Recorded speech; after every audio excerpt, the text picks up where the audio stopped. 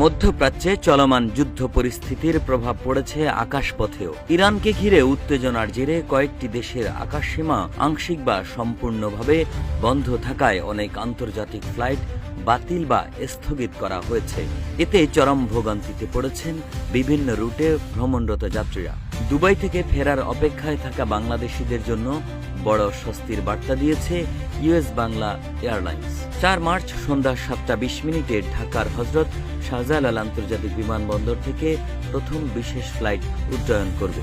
একই উড়োজাহাজ দুবাই থেকে রাত 12:20 দেশে ফিরবে। যুদ্ধ পরিস্থিতিতে আটকে পড়া যাত্রীদের দুর্ভোগ লাঘবে দুবাই এয়ারপোর্ট কর্তৃপক্ষ জরুরি ভিত্তিতে বিশেষ অনুমতি দিয়েছে কয়েকটি এয়ারলাইন্সকে। এর মধ্যে আরও আছে এমিরেটস ও এয়ার ইন্ডিয়া।